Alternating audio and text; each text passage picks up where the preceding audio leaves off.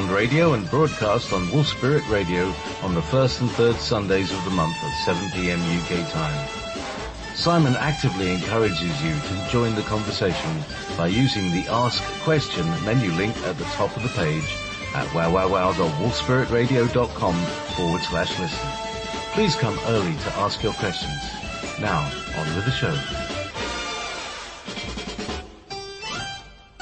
The next 2 hours will be full of debate, interview guests and up-to-date news. Please join Simon in playing an active role.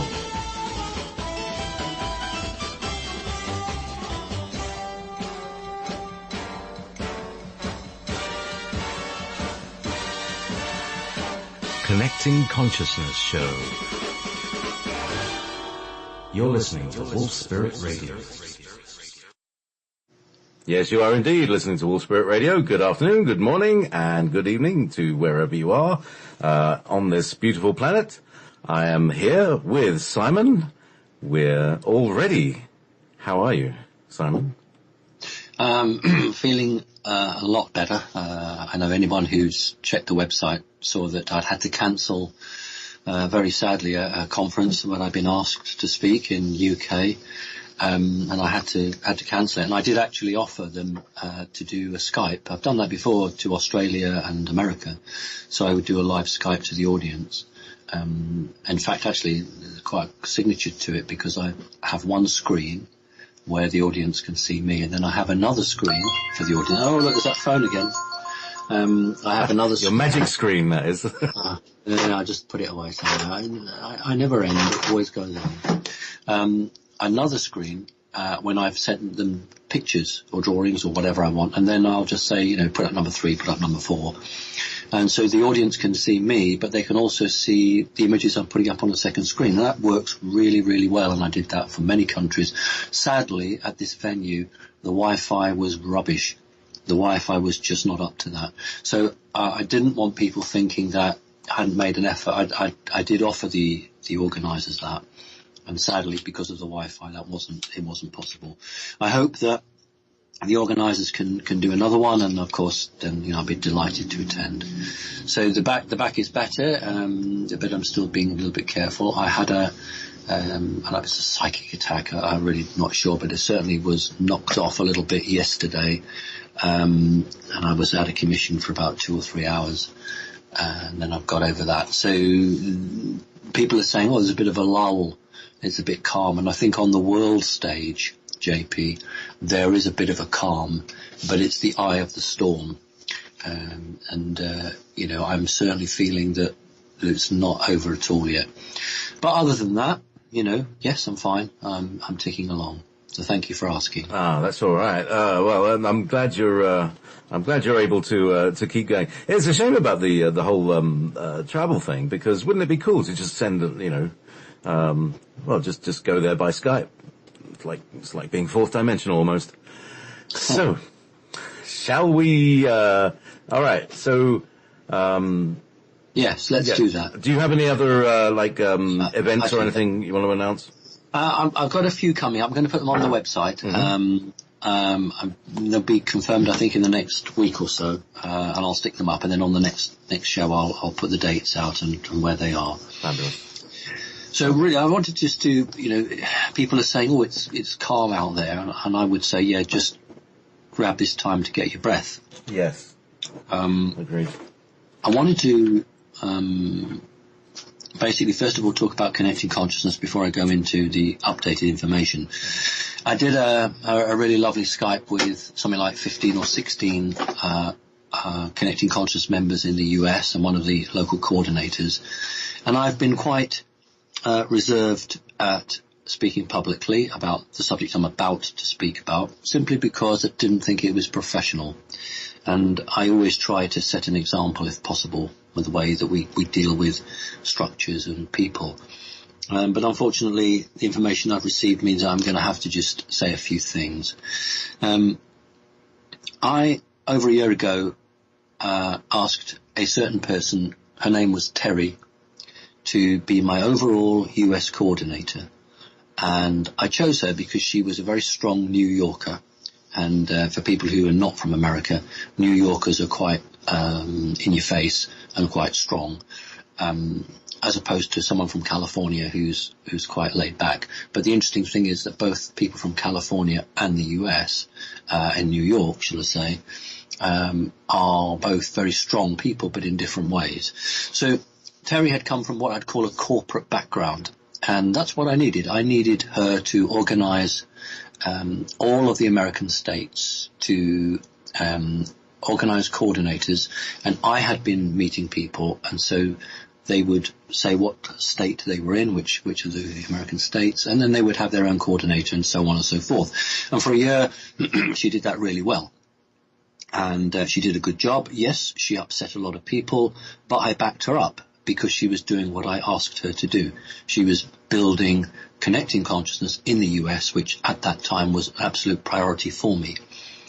And then we had a number of approaches from radio stations, very big radio stations in the US, very big.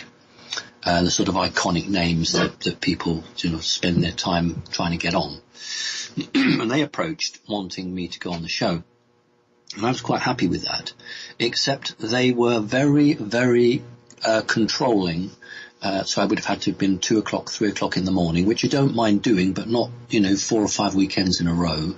And I said to Terry, look, we're not going to be at the beck and call of the media, even the alternative media. This is not what we've set up. We will use the media and the media will use us, but we'll do it working together for the betterment of humanity. And that's what we fell out, because basically I was not prepared to sell the concept of connecting consciousness just to hit target figures on radio shows. That's not what I said it about.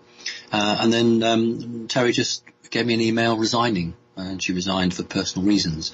The real reason she resigned, of course, was because, she wanted a corporate style, and I certainly didn't want Connecting Consciousness to be a multi-corporation.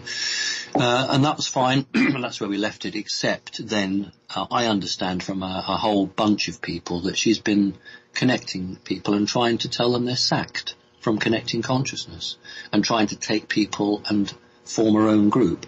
Now, she can form her own group, that's absolutely fine, but I want to make it clear that she resigned from Connecting Consciousness. She has no role in Connecting Consciousness. She does not speak for me, and she has no right to tell any member of Connecting Consciousness that they are sacked from the organization. So I haven't said all this before because I've been too much of a gentleman. But sometimes even gentlemen get pushed too far, and that's what's occurred. Right, that's been said, and that's fine. If anybody has wants to talk to me about it, then they go and they can send me an email. All right, let me talk about Antarctica. It's very important. There were some pictures on the internet a few weeks back, and very recently, about a week ago, I got some intel telling me that they were genuine pictures. And then I was chatting to our good friend Wynne, who popped over very recently. And from his own sources, he'd actually been told that they were real. And what I wanted to say to people was, if you can get those pictures, have a look at them, because what you're looking at is a circular disc which looks like a structure, a building. It's actually between 25 and 30 miles across. It is an alien spacecraft. And what happened was with this particular craft was that some fault appeared on it. They couldn't get off, so they cannibalized all the parts they could and started to build outwards from the spacecraft. So they used the spacecraft and its engine as the powerhouse, to provide the power to supply energy for the city that they were building. I use the word city, that's quite a grand title, but basically they were building communities adjacent to the craft. So these pictures show that. Now, before Christmas, both the present Pope, the old Vice President from the old administration, Buzz Aldrin, the famous astronaut, and a number of other people all went to Antarctica to hold meetings. And of course, there was that interesting tweet from Buzz Aldrin saying it's terrible down there, or it's all evil down there. And that was because there was a deal being struck with one element of, we would trace these back to the Anunnaki. That's basically the line that we're looking at here. But then, of course, the deal all fell through in one aspect because Hillary Clinton did not become the president. This was the whole point. It was before, that they really thought they could perhaps nobble Trump before he was really effectively got his feet under the table. But he has got his feet under the table and he's not going anywhere. So any deals now are being done through Trump.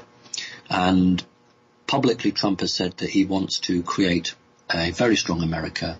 His advisors have told him it will take between 7 and 10 years to do that.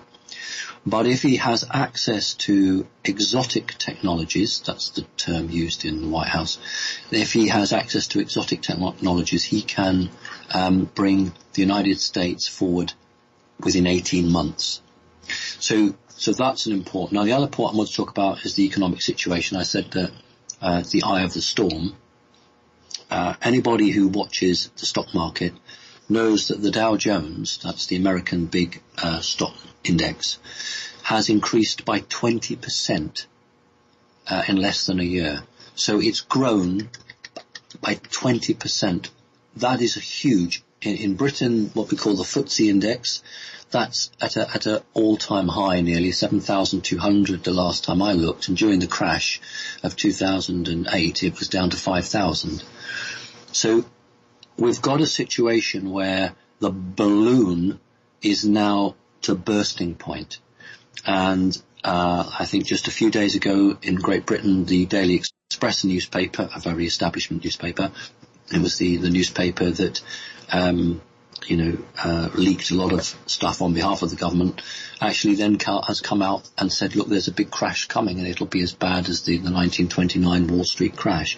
So the established media are now saying what I and other people are saying. They're actually coming forward. And the question is, why would the establishment do it? And the reason is that they are trying to warn their friends to get the heck out before all their money's lost. So we've got a very difficult situation just around the corner. I talked a little bit when Kerry Cassidy did the interview with me and did a set about disclosure, and I'm still fairly confident that we will get a disclosure this year.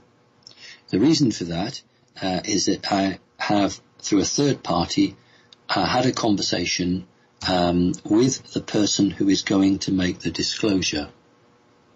And I've been invited to a meeting early next month to meet the person, to understand a little bit more clearly about what's going to happen. And this person is going to make a statement that X and Y are in communication with real alien entities. Now that is slated in for this year, and I have got a meeting with this guy.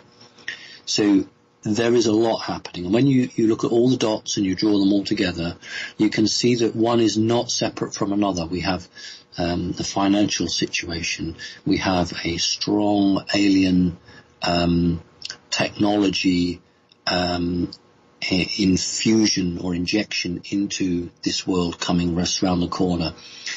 We've got disclosure bubbling under the lid here, and that's because and if anybody is bothered to look back, 5 or 6 years ago I did an interview with Miles Johnson, and in fact actually it was the very first interview that I and Wynne Keach did together, I believe, and it was in the house that I am in, and we both, independently of each other, both said 2016, 2017, absolutely crucial for the planet.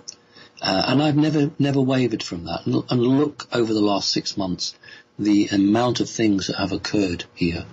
And I always said we mustn't be fearful. We've got to be strong, because we have to go through this. So this is the eye of the storm. If things seem quiet, they are. But it doesn't mean that, it's all freewheeling. And the last thing I want to say, before I say thank you to people who very kindly donated, I'm still getting rather upset with people who say that all the bad guys have been locked up. All the reptilians have been kicked off the planet. Everything's fine. If everything was fine, we still wouldn't be slaves. Debt slaves. We still wouldn't. We wouldn't have the control system the way it is. The reason the control system is still in place is because there are some of these guys still with their hand on the lever. I agree that a number of people have secretively been terminated. Some people have left the planet. Some people have left and gone into retirement. But the reality is that there's still quite a strong group who have their hand on the tiller. And whilst most of the reptilians have indeed left the planet, there is still quite a sizable group of them in Antarctica and a couple of other places. So please, use your discernment. When someone says to you, everything's fine, everyone's locked up, you just got to look around you and think, well, no, that's not the case. So I need to thank people. One person really kindly sent me a donation and said, this is a donation to keep Simon free. And it's actually right, because, and I have said it before, that, if I had a job that I used to have, and like most of us have, and we should be lucky to have jobs, of course, at the moment, I would be under the control of whoever. And so, in a way, when people send me a donation, it is keeping me free. So I want to thank Tom, Stephanie, Spar for your soul, thank you, Eric, Mark, Audrey, Lorna, Raymond, Katrine, Richard, and Rachel, Susan, Louise, George, Joanne, Michael, Murray, Bonnie, Kathleen, Tor, Fresh and Alive, Christy, Lily, Nicholas, Deborah, Nikki, for all her help in supporting to the Connecting Consciousness with her donations. Right, so I think that's it. Let's crack on with the questions. Okie dee. Right, so we're starting off in Vienna, in good old Austria, home of the... Anyway, dear Simon, can you give us any news on the grid around our prison planet? And regarding the grid and the holes in it, please shed some light on how and why the number of human beings increased so immensely over the last 100 years. Thank you, JP and Simon, for your efforts, and thank you to my fellow listeners for all their questions. Very nice, Sonia. Oh, that's nice. The grid is still operational. There were two, I don't know what we would call them really, booster stations or power stations that maintain the grid. One's been taken out. I don't know how it was taken out. I genuinely don't know, but I know that one has been taken out. It's not just deactivated or had a malfunction. It's actually been taken out. However, there is one left. These are placed on the moon, but the controlling element is within our solar system, but is a bit further away from that. But what we have noticed is a large holes where the energy is not enough to circumvent the Earth, and so there are quite sizable gaps appearing now. It is therefore possible for anybody of strong will who's determined to now get through. The second question is why so many people? This, believe it or not, is a fantastic time to be on the planet. I know many of us would look around and think, oh God, lots of people say to me, oh, I wouldn't have children now, I wouldn't want to bring a child up into this. And I actually say, well, actually I would, because it's a really exciting time and not one to be fearful of. But because this is such an important time, people are queuing up to come here. There are lots of people who want to actually make change, be part of it, are just excited. All planets ascend. All planets grow and change, and they take, wherever possible, they take the life forms with them that are on their back, basically. And so when a planet goes through an ascension process, everyone in the multiverse knows about it. And they're thinking, I want to be part of that. I really want to be part of that. And they queue up. So we've seen a massive, we use the word explosion in the population of the planet, because there are lots and lots of souls who wish to incarnate here, and they need physical bodies. So it's not that the farmers produced lots and lots of food, which then meant lots and lots of people. It meant lots and lots of people, and the farmers then had to produce lots and lots of food. So it's an exciting time. And remember that people out of this world view what's going on here in a detached way.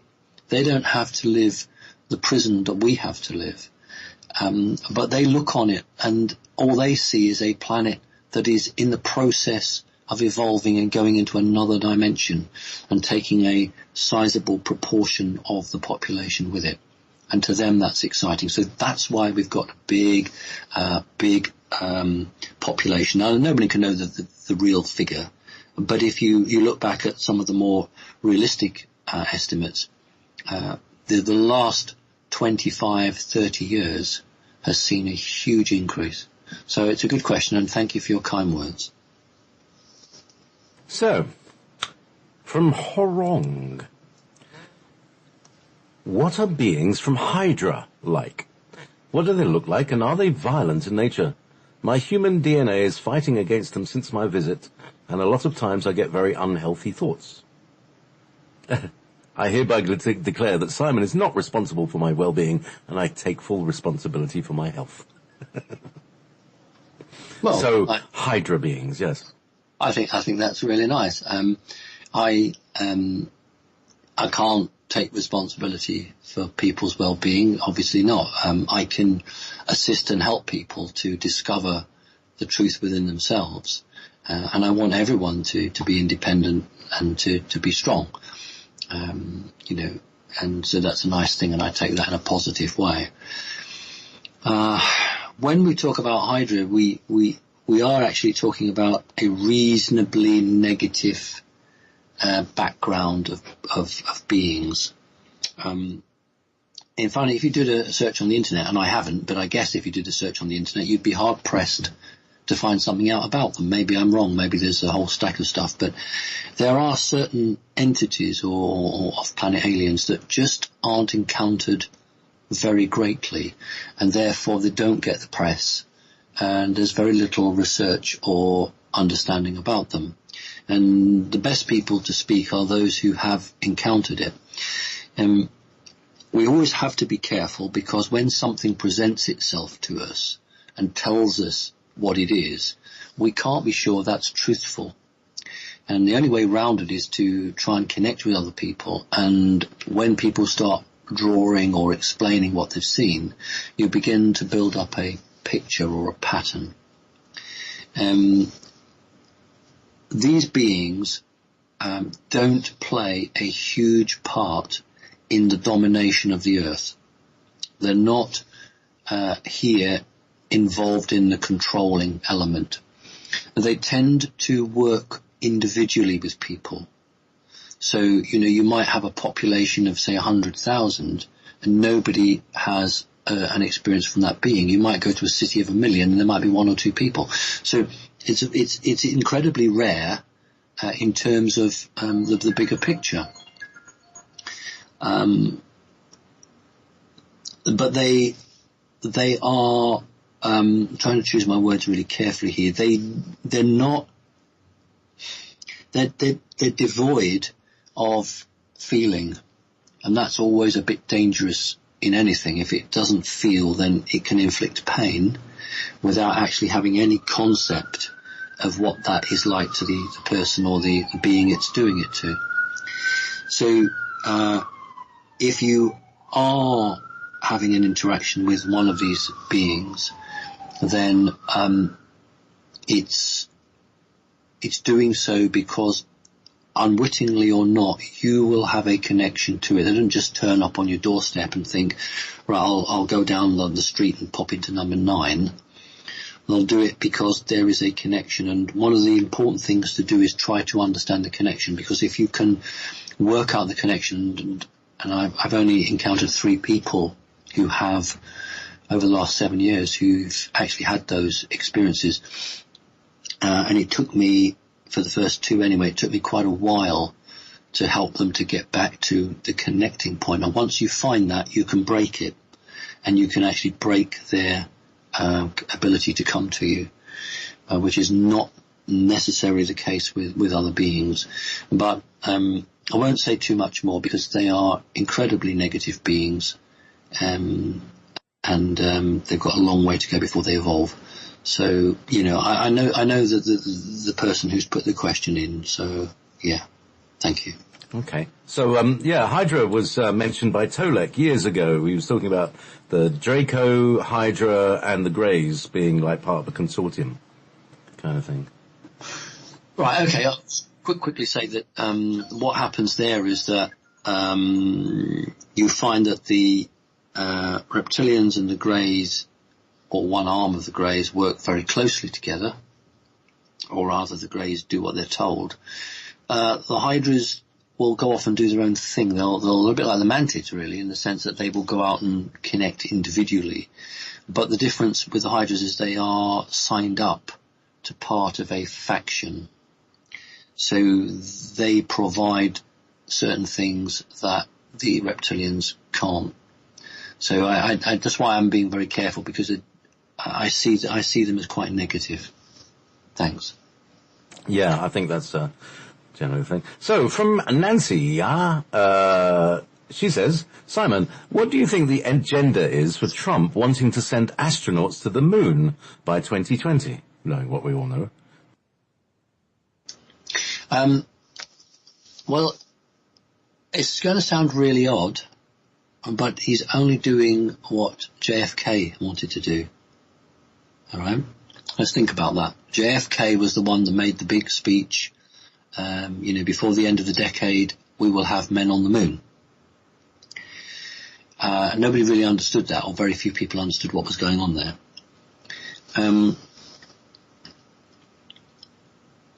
It's one thing to send X or Y to the moon, but it's another thing to send somebody to the moon who then really tells you what's on the moon.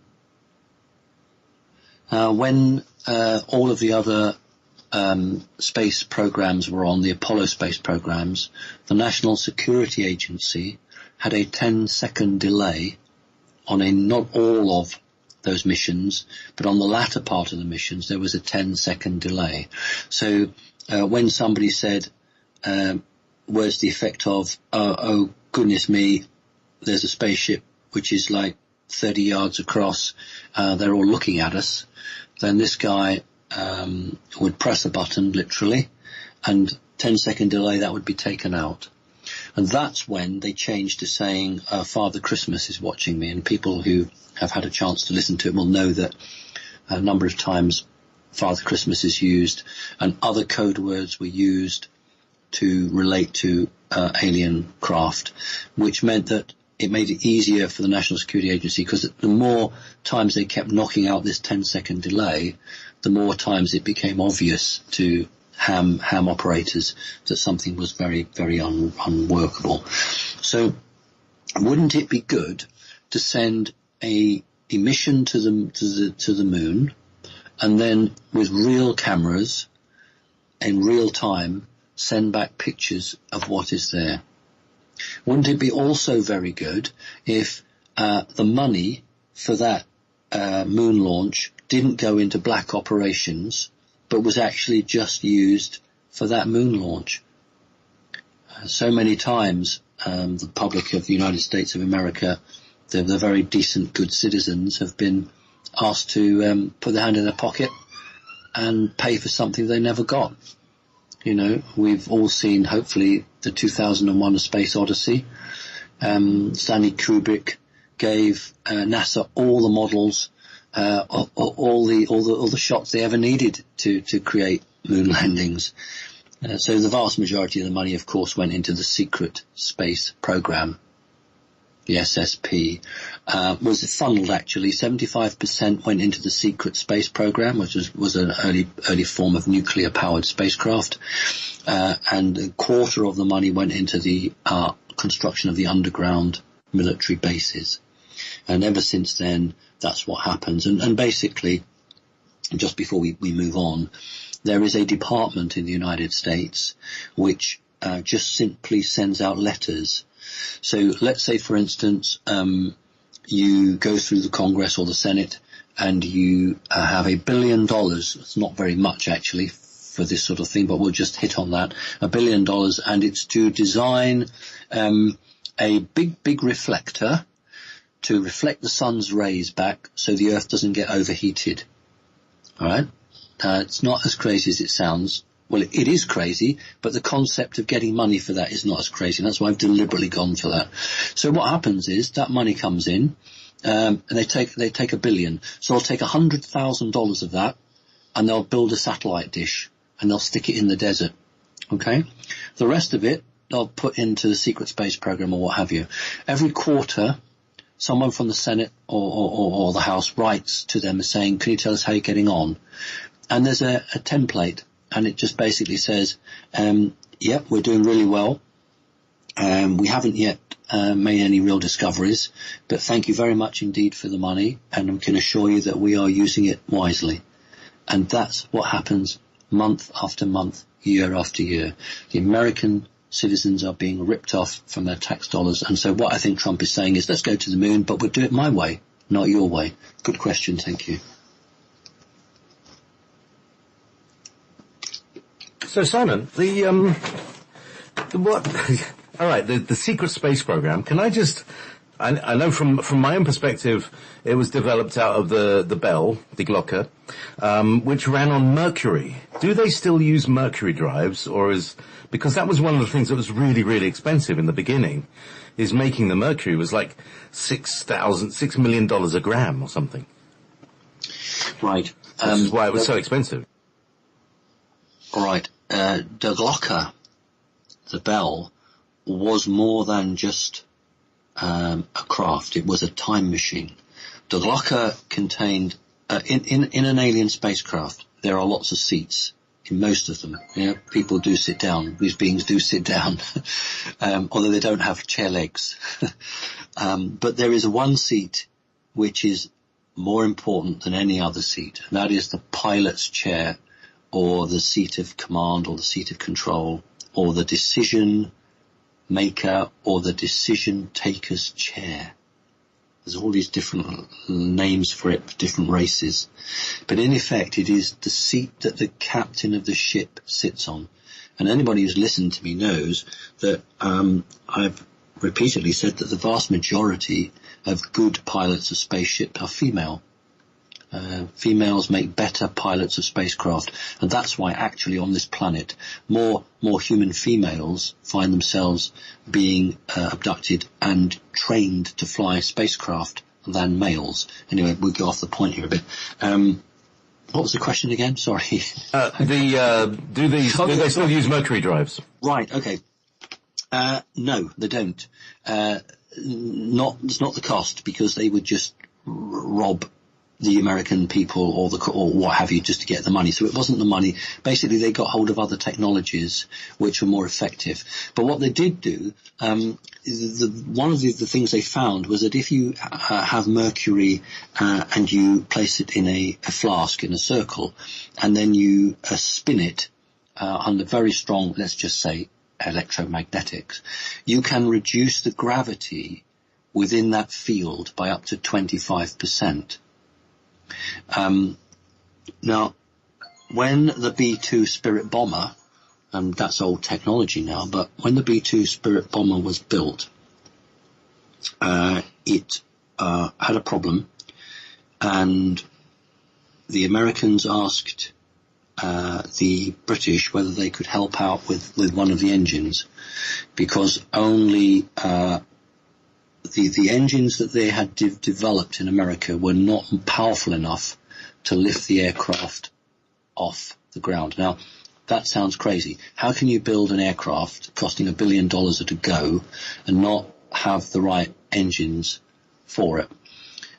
And they went to Rolls-Royce in Great Britain and said the difficulty is that the engines can't lift the weight. The weight of the aircraft's too much. So there is a big exchange program between big companies, of course there is. So they said, we know that the Rolls-Royce engine is about the only thing that will lift this off the ground. Can we have one, please?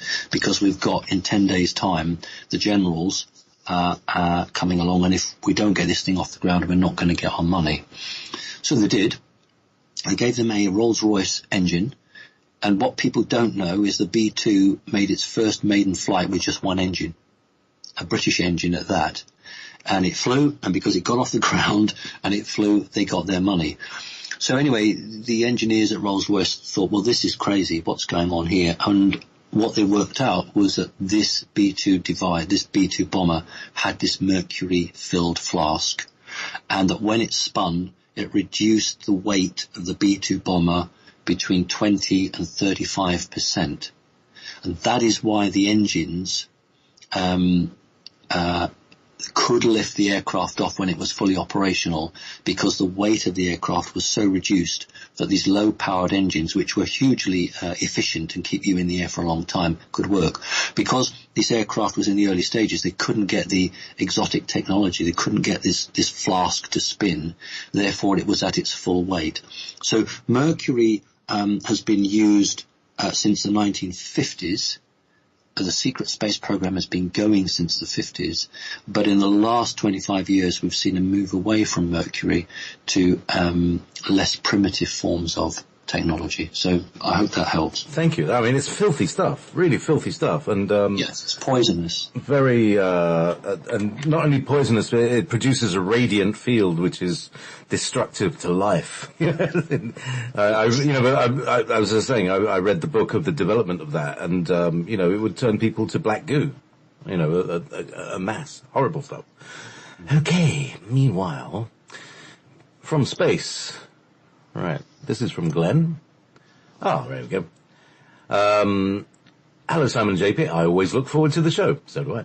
Thank you both for your continuous courage and determination. I think many of us believe the Catholic Church does not pray to Jesus Christ.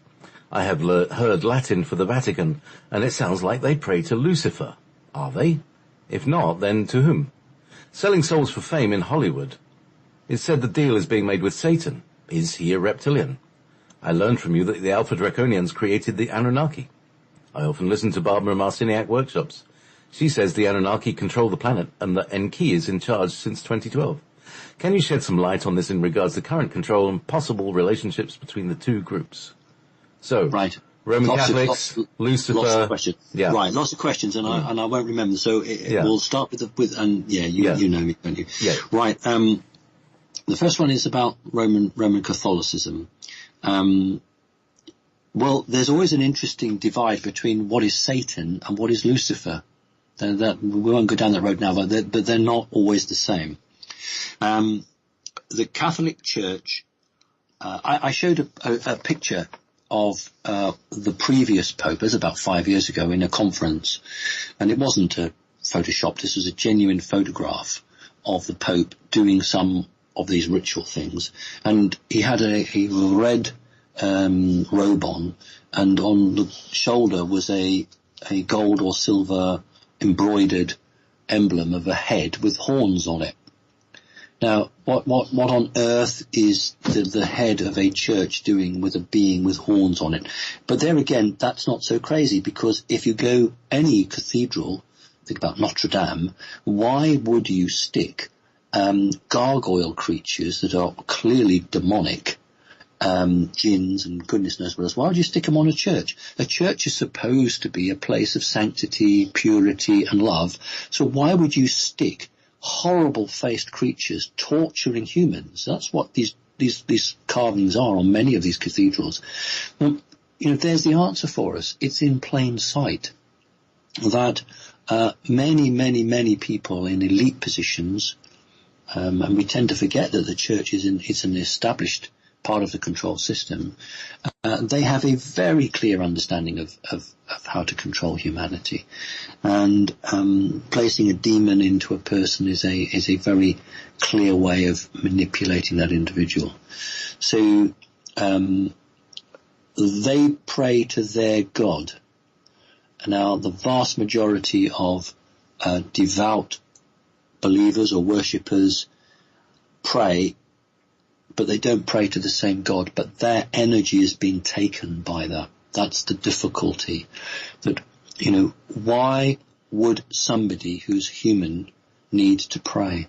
Why are we saying, I'm nothing, I can't do anything, I need to pray to somebody to do it for me, because I don't have any power. Because that's what they want us to think, and there's a difference between communing with the spirit of the earth, or the spirit of source, and respecting that, and showing love and affection, and trying to support the creational life on this planet. That's not getting down on your knees and crawling across the floor because you're not worthy. So I am very strongly passionate that humans should not give up their sovereignty.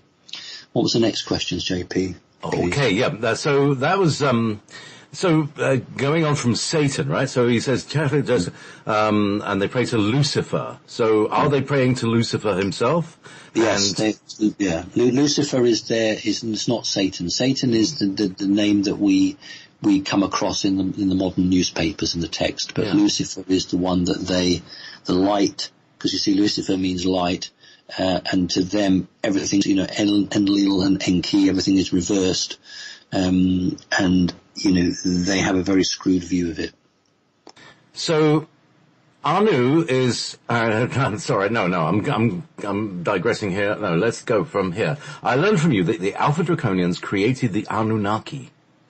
She says, Barbara Masinek says that Anunnaki control the planet and that Enki is in charge since 2012. Can you clear this whole thing up? There's Enki and Enlil and Anu, who has a connection with you, and then there's the Anunnaki, and then there's Lucifer and Satan.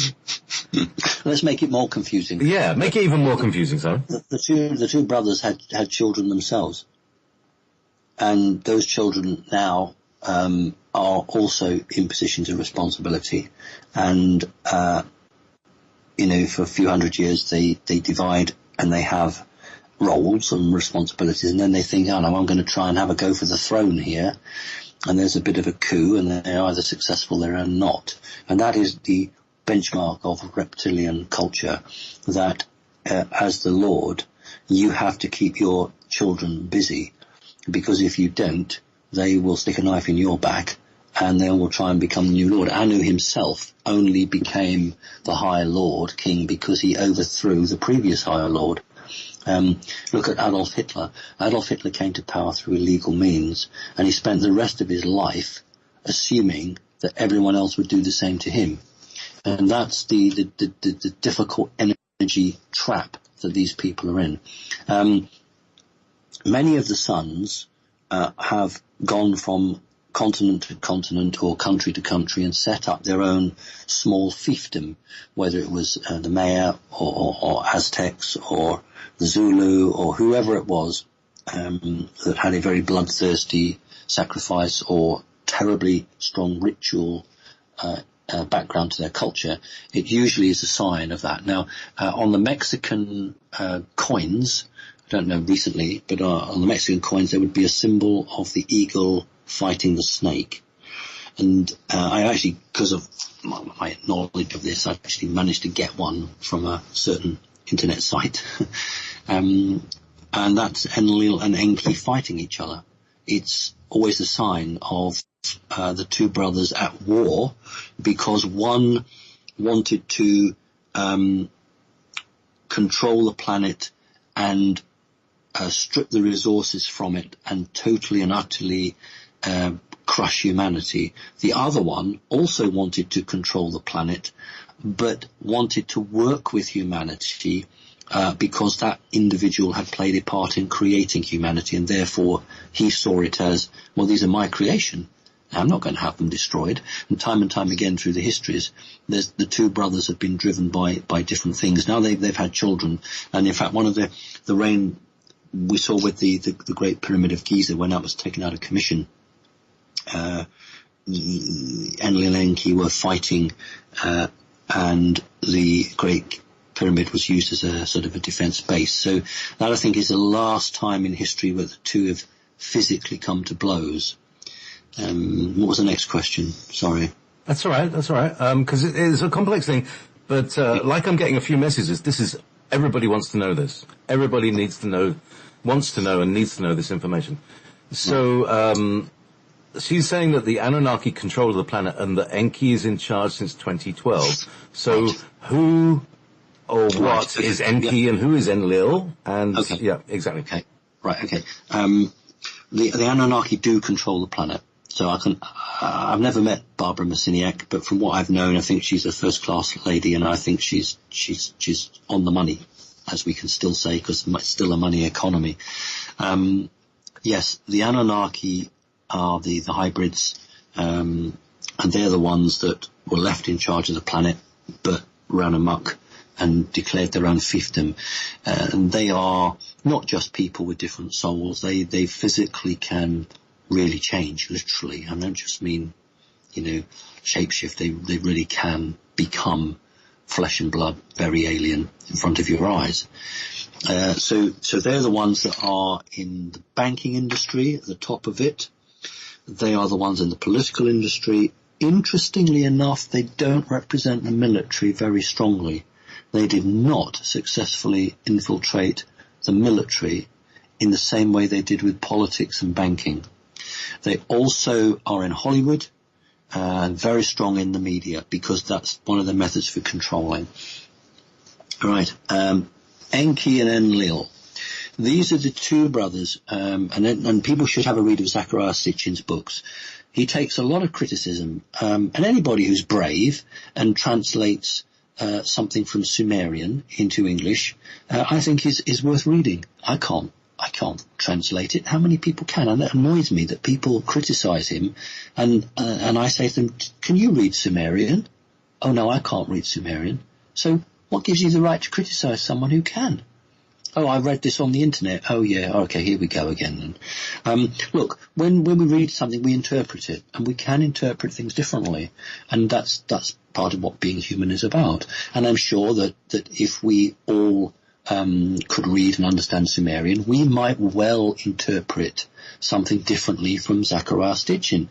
But by and large, the guy was right as far as I'm concerned, because I have spoken to one other gentleman, old gentleman, who could read it, and he's said to me, by and large, Sitchin got it right. So we've got a situation where the two brothers have fought over the right to dominate the planet. One was in the air, the spaceports, the other planets of the solar system, and the other was tasked with terraforming the Earth, creating the life on the Earth. And that's Enki.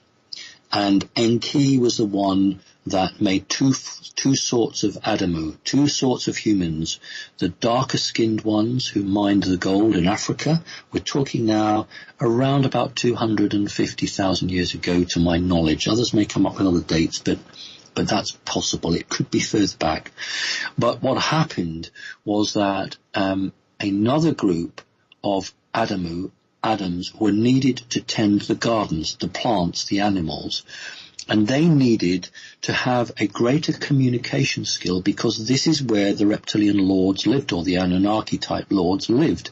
And if you are sent to dig gold underground, all you have to do is grunt and lift things. But if you are going to walk in the palaces or the protected environments, then you are going to rub shoulders with these people. So because they're racist, they did not want black-skinned beings amongst them. This is where we get racism today. All comes from the reptilian culture. So the skins had to be changed to white. The only way you're going to do that is by mixing indigenous monkey, ape, human material that was already on the planet with these people. I'm calling them people, and their genetics. And many, many, many failed experiments took place until finally they created a white-skinned being that was intelligent enough to work, but was not so intelligent enough to confound the gods. We don't have the time, I'm jumping, but actually when they first created these things, they made them equal to them. That's not really understood, or nearly equal to them. And then the great fear was that we thought we'd have a handful of these creatures. They are now hundreds strong. The Bible is totally inaccurate when it talks about Adam and Eve being expelled out of Eden. hundreds and hundreds of humans were expelled out of Eden, hundreds of these beings, because that's what it needed to tend to the environment. We don't have time. That's a shame because it's a massive topic. Is there any other elements that I've not answered, JP? In terms of just like what is Enki? Who is okay? So Enki is is he representing the snake or the eagle? He's a snake. Okay, so yeah, he's a snake. You have the Orion Empire and the Sirius Empire, and what happened was that Enki was the firstborn son. So as the firstborn son, he should have inherited the kingdom. But Enlil, who was second-born, was actually through a purer line. And so what happened was that under the culture of the reptilian stroke Anunnaki, the pure line succeeds to the throne, even though Enlil was the second son. And that's what's caused all the problems. Enki was firstborn, should have been. You see, the culture is that if you have a child with your sister or your half-sister, that's the bloodline. That's why if you look into ancient Egypt, the pharaohs would have sex with their sisters or their half-sisters to beget children, because they would then become pharaohs, because they were part of this line. They were following through this culture. Same in Sumeria, same in I think Assyria. It's only literally in the last sort of 2,000 years that that has not been acceptable. So what you had was two brothers and one brother who felt cheated. And so what Anu did was say, okay, you're going to fight each other. That's actually quite good, because while you're fighting each other, you're not trying to depose me from my throne. So I'm going to encourage this.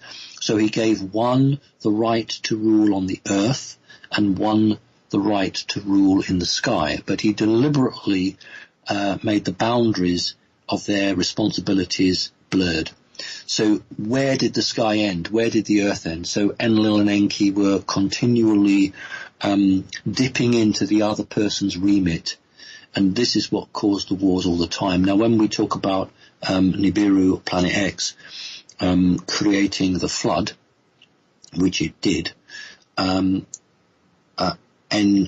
you know, the thought was that the flood would just wipe everybody out. But Enki, who had a strong connection to the human race, let's be honest, not because he loved them, but because he created them. And he had secretively used his genetics and not Anu's genetics. Because Anu always claimed that the human race was his, because he had given the orders to make them created. But the geneticist, Enki, secretively, this isn't widely known, secretively substituted some of the DNA and put his own DNA into it, because he would, because he wanted to create them. And the result of that was that he then looked on them as his creation, and so it was he who tipped off what we would call Noah and several others to prepare for a flood. And time again, this being has gone in and, for his own reasons, has saved the human race for his own reasons. It's a very complicated story. It's exciting and interesting, and it's the truth, and it's not taught in schools. Absolutely. I mean, because it really clears up who is who and what is what. The other question was 2012. Oh, yes. Enki in charge since 2012. Right. When we went through the beginning of the ascension in 2012, the energies changed, and only one son had the connection to hang on in there with it. Both wanted to be through, and there was a big debate as to who was going to be part of this change. So the reason it was 2012 was because that is when we started the overt ascension process. and it was a case of which one of the brothers is going to head up during the change. Who is most likely to survive the change? This is the way they looked at it. Who is most likely to stay in control of the humans and the structures we've built? You see, the human human resonance of the planet 5 years ago was about 7.3, 7.4. It's now something in the 30s. And that's why so many people are going a bit odd, because they're not keeping up with the planet. If you are an entity and you are not fully connected to the Earth, you are going to be left behind by the Earth. And so what the reptilians did was they chose the person, the being that they thought could survive the transition. And that's what that. So again, I would agree with that statement, actually. Excellent. So, thank you, Simon. Lots of very important intel there. Oh, it's a good question. I mean, it brought it out. Yeah. Thank you. So I'm just going to make sure that I know the difference. All right, but I still okay. So I still don't know what Enki looks like. Okay. All right. Because I mean, like, Enki's supposed to be God, right? Or is he Jehovah? I mean, well, no, I'm still confused about who's the demiurge and all that stuff. But anyway, go on. Right. The thing is that we've got lots of names for beings, and these are names that they take to themselves or they give to themselves.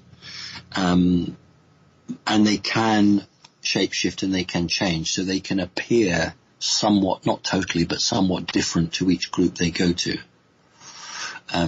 But you're looking for a being that is very white-skinned, can appear very much like the Greek gods. Okay, so some of the Greek gods, the representation of the Greek gods, can take on a form like that. But you are looking at something that's very tall, white-skinned, and doesn't have any hair on its body, but does have a much more human-looking face than its father. And that was always the deal, was to try to mix something that looked more human and wasn't just purely reptilian, because, again, it's not fully understood. These beings, when they came to this planet, they said, we're going to make our home here. They didn't just say, we're going to stop off here and then go off somewhere else. They found that they had a whole world to manage, a whole world with a huge potential. And in order to do that, they had to become part of that world, because, like fleas on the back of a dog or a cat, the animal shakes itself to try to throw these things off.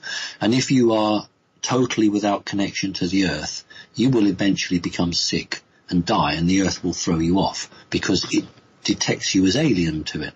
So one of the many reasons for this hybridization program was to make these beings more acceptable to the Earth so that they could survive on the Earth.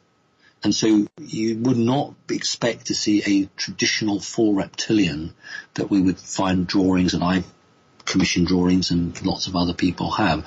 So you're looking at something rather more human. But as to the names, they'll just take any names they're given, Jehovah, all the rest of it.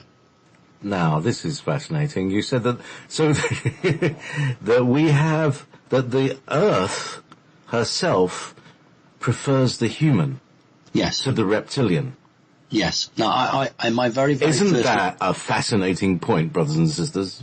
Just want to say, just saying. Yeah, go on. My very, very first radio interview, the very first interview I ever did, I said to the humans, this is not your planet.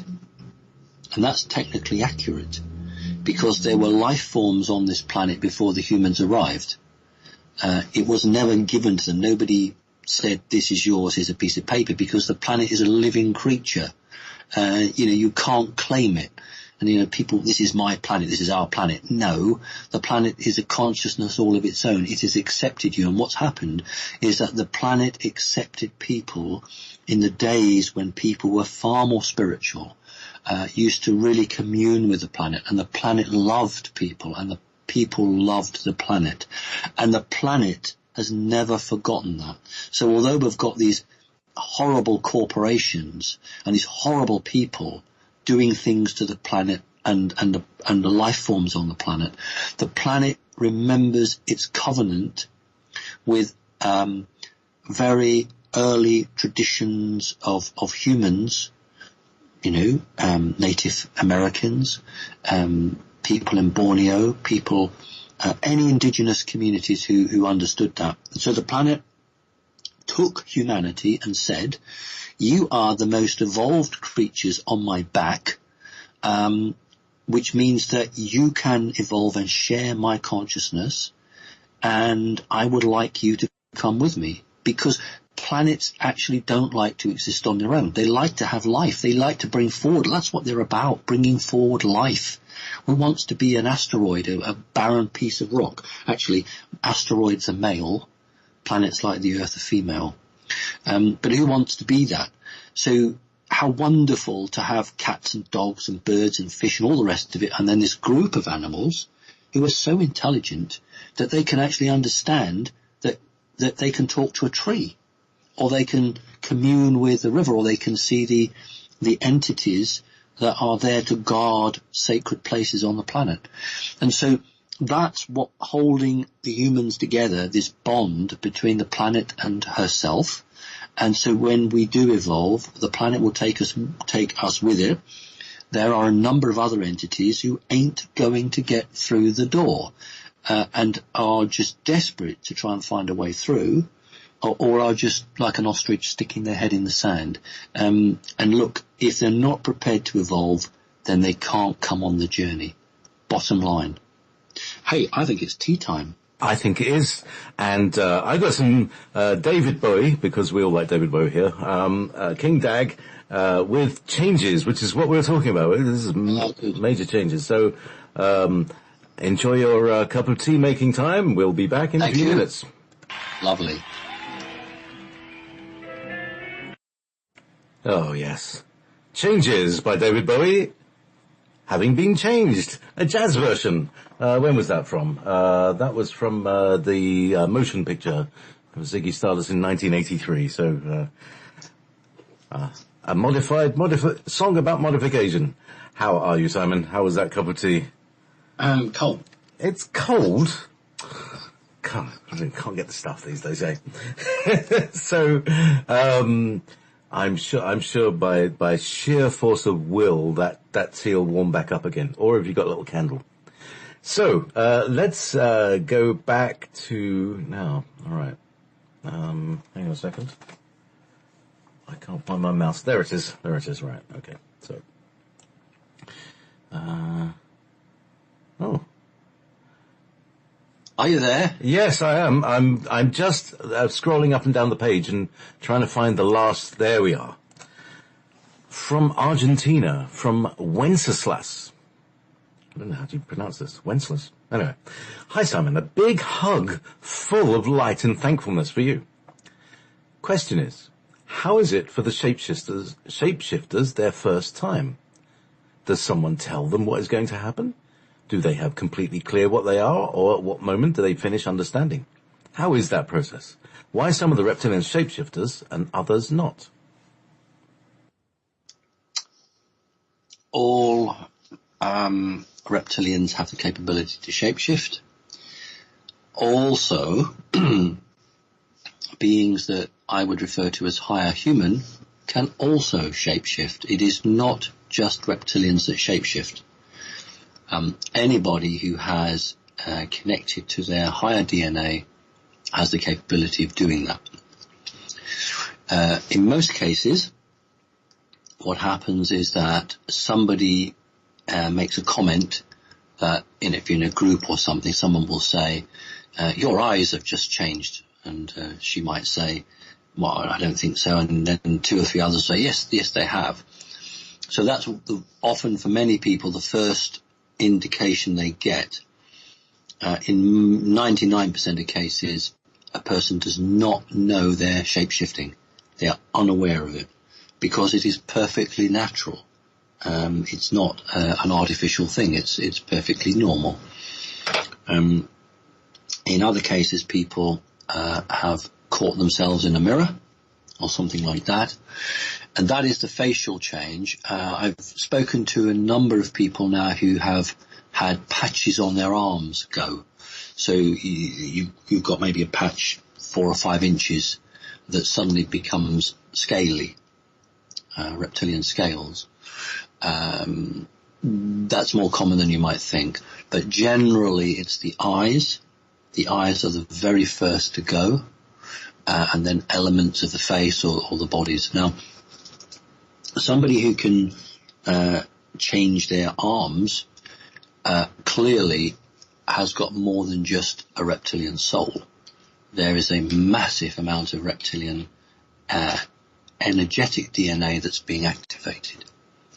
But for most people who have connected to their star families, regardless, it could be Palladian or what have you, and they shapeshifted, it'll be the eyes that always go first. So we've seen a lot of nonsense on the internet with people who supposedly have eyes changing, but that's just a glitch on the video. But there are some genuine captures of newsreaders in particular whose eyes change. Generally it's under great stress. So if you are sitting quietly, calmly, you will not change. But if you're put under some form of excitement or stress, then it will activate. So most people only realize it's happening when someone tells them it's happening. Interesting. Okay. Interesting. So, from Mark. By the way, if you want to pose a question to Simon, please go to the top of the listen site, which is wolfspiritradio.com/listen. And you'll see in the menu it says Ask a Question. And for Simon's shows, because of the volume of them, I have to have this special database management system that allows me to scroll through them at a leisure while they stack up on the other side. So it's a kind of queuing system, let's put it. So if you want to ask a question, top of the page says Ask Question, and I'll be able to pick it up. So, and by the way, there is a donation button to the right of the player, or sorry, to the right of the chat room. And I just want to say thank you very much to I'll just do a few, like as Simon does. David, Dahlia, Karen Tinto, Mikhail, Elaine, Lisa, Imogen, Tony, Catherine, Kathy, Lee, Natasha, Glenn, Darius, Wendy, Clarissa. Thank you very much, everybody, for your donations over the last couple of months. So, Simon, meanwhile, let me just go back. Well, no, don't. I'm pressing the button with my left hand and not the right. Okay, so Mark. This is a lovely question. Thank you for sharing all your knowledge and wisdom, Simon. What is the sacred role of wild animals, or what knowledge do they carry? Who is behind the murder poaching of all these animals in South Africa, such as rhinos, elephants, pangolins, etc.? What is the role of the country of South Africa in the future? Thank you, Mark.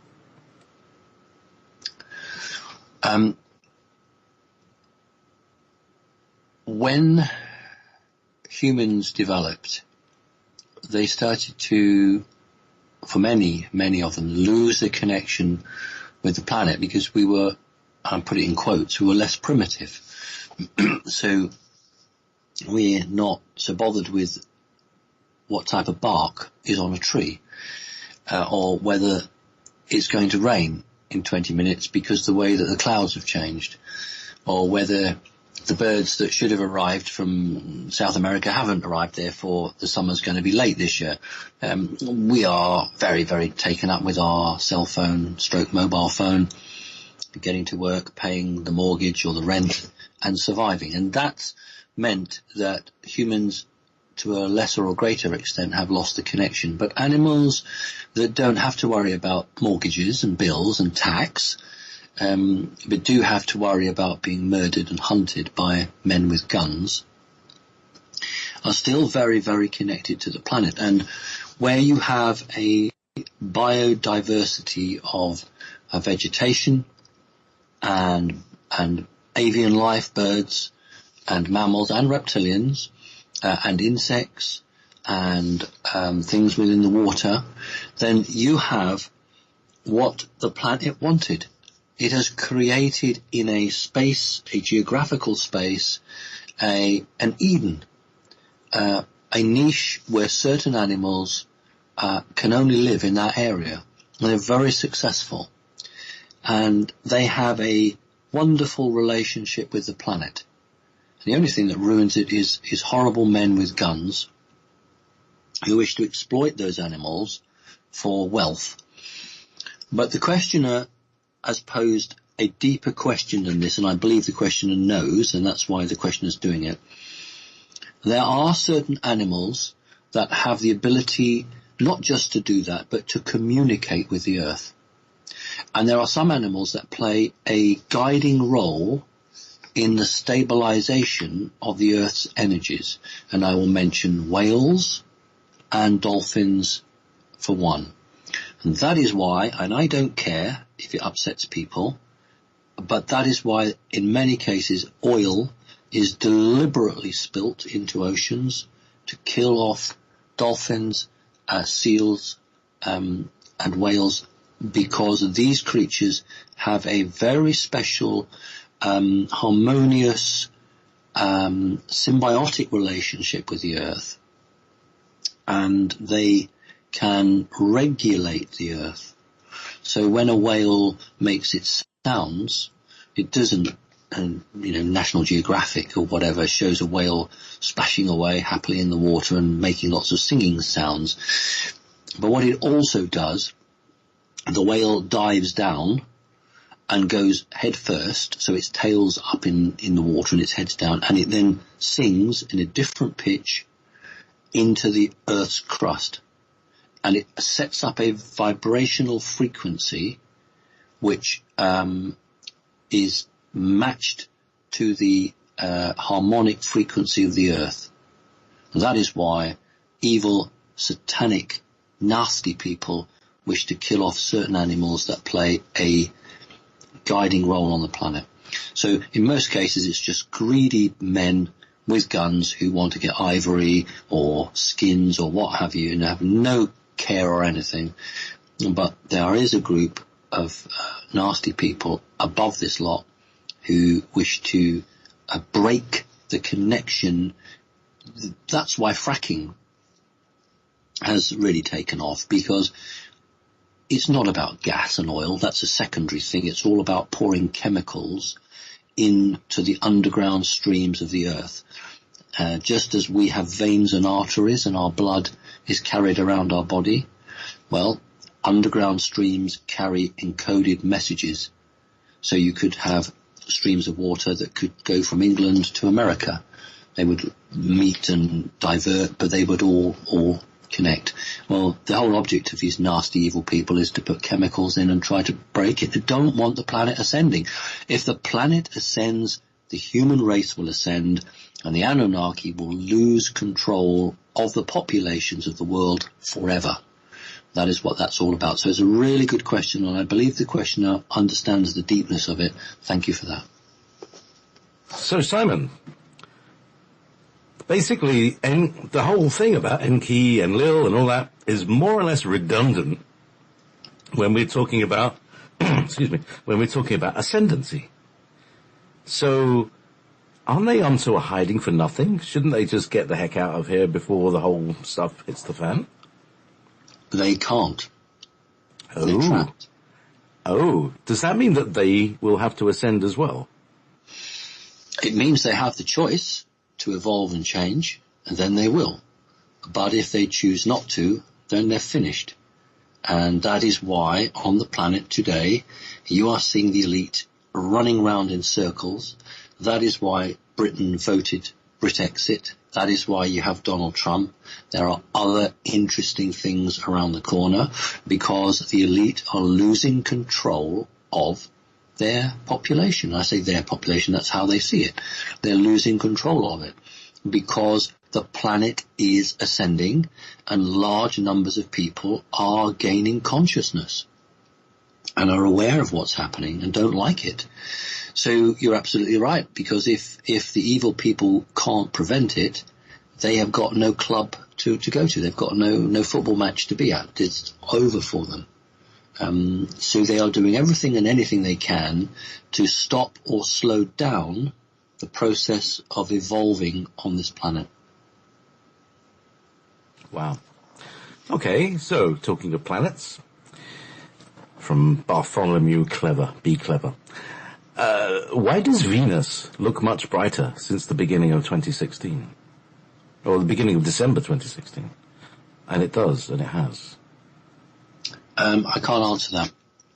I have no knowledge on that one. Oh, okay. Venus is a planet that hasn't played highly with me. There isn't, to my knowledge, any electronic devices on Venus that manipulate the Earth. The only thing that I'm aware of is that from the sexual side, Venus was linked in as part of that control network, and over the last 20 odd years there have been satellites that elite organizations have launched which connect in I use the word loosely, in a magic sense, with a number of people on the planet, but it's not a life-changing, it's not got a big game to play. So I genuinely can't answer that. And you know, I tend to focus in and have knowledge on something that is going to play out here very greatly. It's not to say that Venus is not important, and it does have a role, but it's not something that could prevent us from getting where we need to get. So I can't answer any more than that. I'd much rather be honest and say I haven't any information than try and waffle on and pretend that I do. Mm-hmm. Okay. Greys. Hello, Simon from New Zealand. At 16, I had 2 greys visit. They were 3 foot high and see-through, but they put their hands in my feet. I drew a heartogram. There's no punctuation here. I drew a heartogram on my door the night before the visit. I also, after, had attention from governments and started to see reptilians in the carpet looking at me, and 3 cobras looking at me. Also had a lucid dream where I was asked how to fly on Earth, and the spirit said, try the liquid technique. Are there races that can fly, and can we activate the levitation by drinking only fluids? I have become liquiditarian and feel okay. Also, for New Zealand, do you know which races live here and how to say hello? Quite a few questions. So, Grey's heart-shaped, and then got attention from governments. No, I think he did he not do a heart during the night before they arrived? Yeah. That was because his higher self knew something was coming and he was trying to protect himself. That's what that is. Right, the reason that the 3 foot greys were see-through was because they hadn't fully come through into his reality, and that was deliberate because they were going to work on his etheric body, putting their hands into his feet. Now, there's no chakras in the feet, but there are nerve connections that run from your feet all the way up to your spine and to your brain. So that's to do with, it is interesting, it's to do with remote viewing and flight. So if you have an out-of-body experience, and I think it's a guy, probably has out-of-body experiences, they would teach you to fly. It's a classic that greys teach psychic people to fly. I myself had a grey teach me to fly, or at least show me how to fly, so I can relate to this quite clearly. And I remember leaving my body and flying around the room 3 or 4 times. But the grey that he's seen will not be the Hollywood style grey. They are not, that's not their job. The grey that he's seen is far more spiritual, far more less aggressive to humanity, and the head shape is very different. And I would be really keen to know what their eyes look like, because I mark the races out by the shape of their eyes, actually. So they were clearly at an early age getting him to be able to be more psychic or connect with his psychic ability. To see faces in the carpet, I'm afraid that's right. Yes, that can often happen. The serpents, well, they're just trying to say to you, look, we're reptilian. They may even be saying you are reptilian. It's incredibly complex because there's many messages. Remember, we're humans. So when we see something, we interpret it in the way we interpret it, but that's not necessarily the message that was sent to us. In other words, the interpretation, or the intent of it, I should say, was not what we draw from it. So you see snakes in the carpet, you may be fearful of that, but they may not have placed them there to make you fearful. They didn't potentially put snakes there to make you scared. They may have put snakes there to say, hey, look, this is your family. So it's, again, it's interpretation of it. Was there another question? Did you have? There were several, weren't there? Yeah. So, and like a lot of them, they're kind of all intertwined with each other. I was just getting to the next question. Well, just choose one or two more. Okay. Now there's an interesting question again about Greys or Zetas. Now where is it? I scrolled up and lost it. There we go. This is from Sam.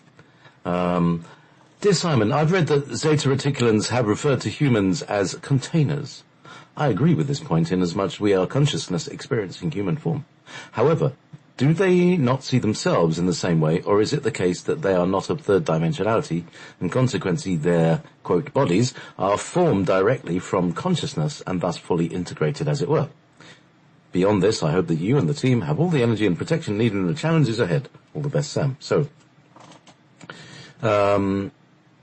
So basically, do you get the question? Yes. It's about how the Greys experience themselves, us, and consciousness, and all of that stuff. Yeah, well, that'll be a lovely topic. I suppose if you take genetic material and you clone something, you can claim that that being has some form of consciousness because the genetic material is life, and as long as Source has created that life, then the being has some claim to it. However, I don't go down that road. If something is created purely and simply as a replica, and there's thousands and thousands and thousands and thousands of them made, my argument is, does it have a soul in its body? If it does not have a soul in its body, it's not life. Think about the Star Trek, the big argument about Data. Was he a life? And of course it was very politically right on, not like the original Star Trek where everybody got blown up, and I like that. But in the politically correct one, oh yes, Data is life, he's a life form. Well, no, he wasn't, because it didn't contain a soul. So the vast majority of Zeta Reticulans do not contain a soul. They don't need to, because they're hive mind controlled. They don't need a soul. So when they look at a human being, what they say is, oh, you're not hive mind. You're not hive controlled. Your body is there to be the container for the soul. It's a receptacle for the soul. And then the Grey would say, my body was designed not to hold a soul. Therefore, I'm not a container. My body, and this is the point now, I want people to listen to this, the Grey, my body was designed so I can spend thousands of years in space, in real time. Most Greys do not go through time tunnels or portals. Some do, but most of them operate in real time. And their bodies were designed so that they were not affected by coming into an atmosphere. You can't pull, you pull 7-8G in a fighter aircraft, and you have a Grey.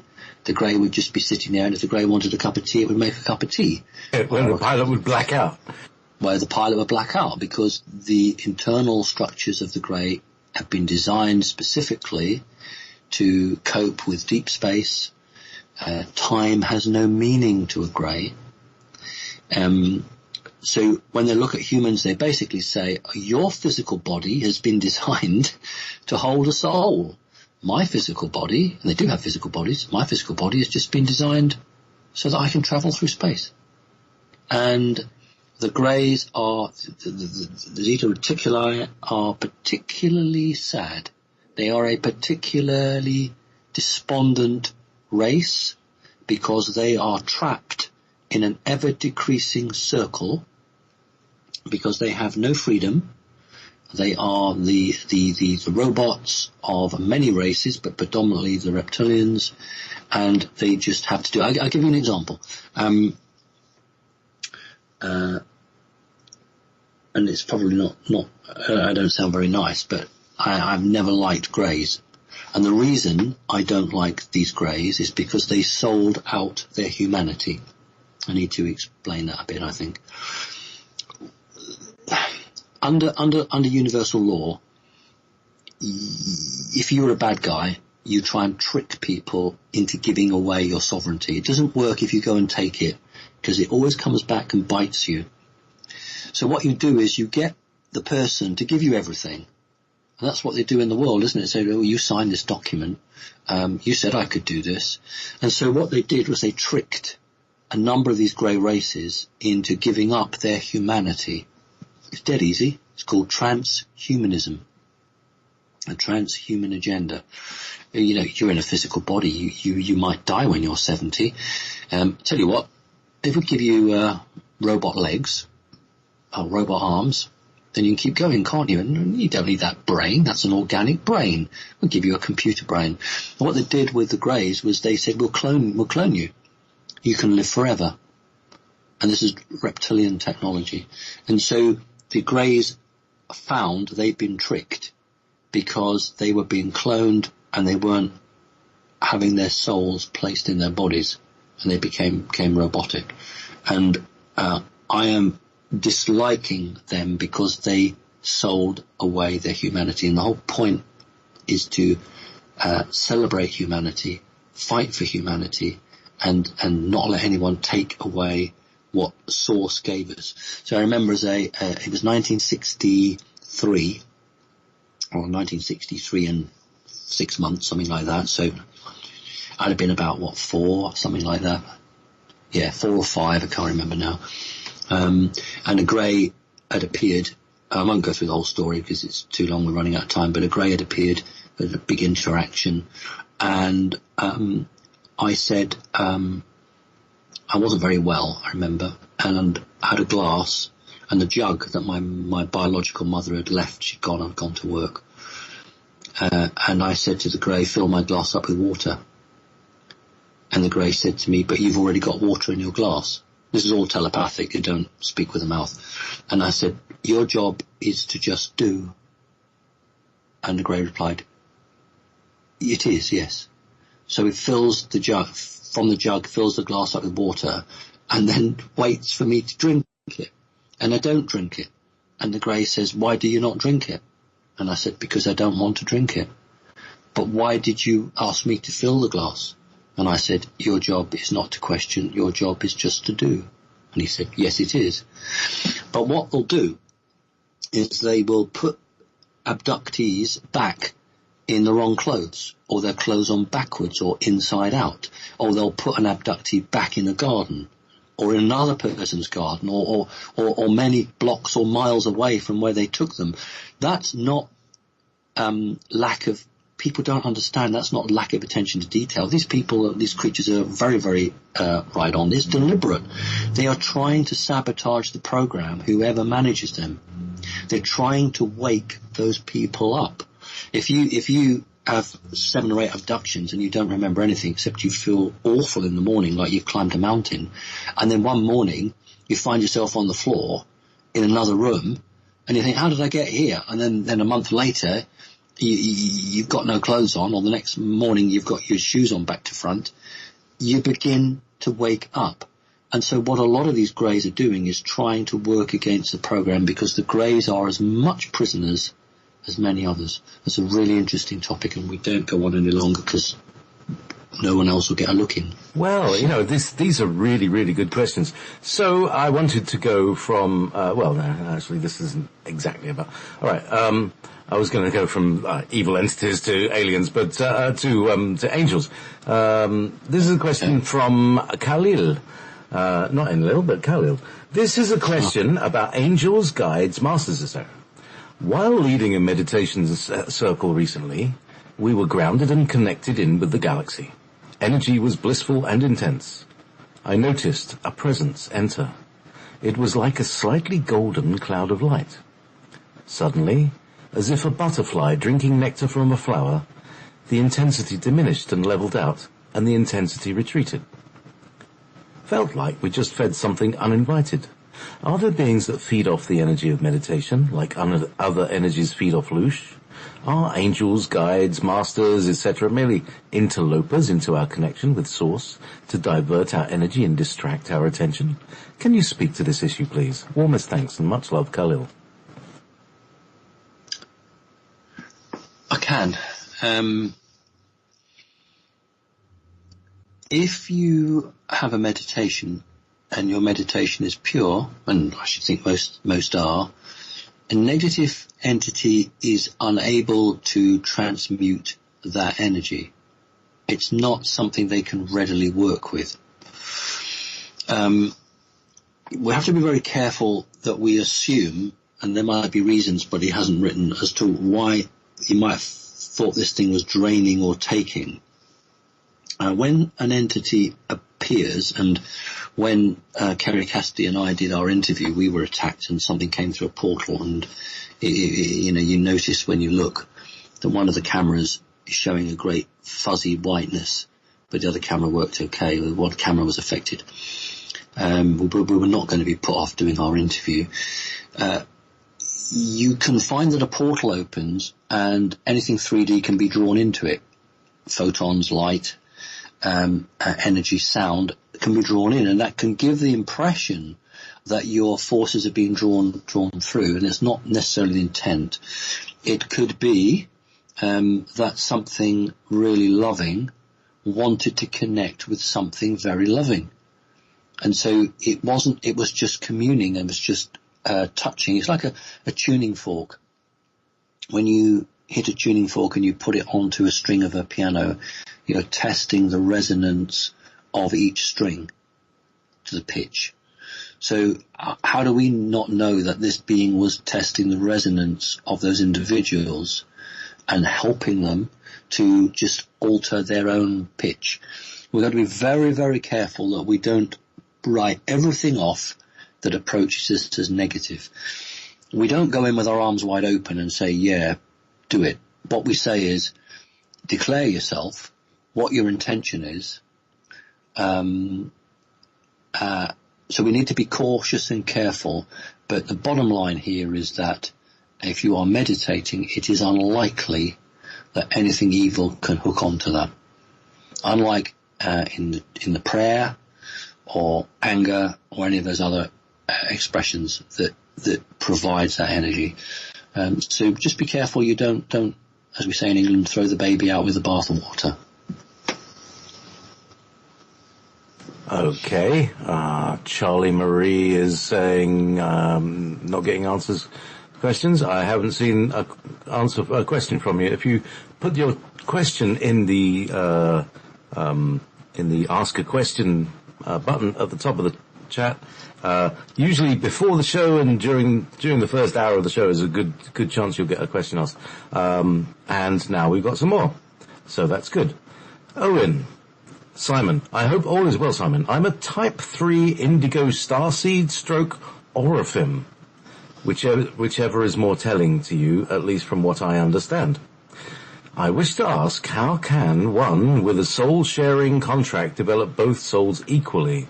I am realizing my vibrations are up and down, and I'm making steps forwards, then backwards, then forward again in my evolution when I get triggered, and I'm not my true self. It's hard to shift back to who I really am, then at times I'm quickly empathic and shift back. I have trouble meditating and also making visualizations. I would love your insight. All love to you and yours. Thank you. I don't understand in the context when he says triggered. He might be meaning that one part of him seems very earth human and the other part seems very alien, and he can be very different, and he can sort of have a normal life, as we would say, and then, be something different. I can't understand enough from what he's written there. Look, when we come here, if we're fortunate enough to remember what we came here for, or at least that we came here to do something, we set ourselves, if we can, on that course. Now, I have a problem. I don't mean I've got a problem with the guy, but I have a problem with labels. I've always had a problem with labels because I think we should all just not have labels. People who write books tend to put into writing what they've discovered through their researches. So we could say you're phase 1 star child or indigo child, phase 2, phase 3, because if you look back over the last 100 years, you can see where there have been groups of people incarnating. The difficulty is that on a 3D world that begins to set up a hierarchical project.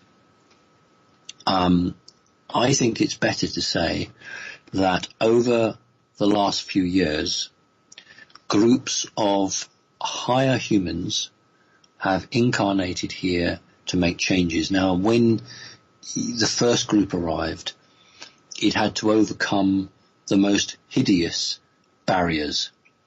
So they had to arrive with sets of skills that allowed them to survive and make changes. Now, when they made some changes, the next group arrived who didn't need that same skill set.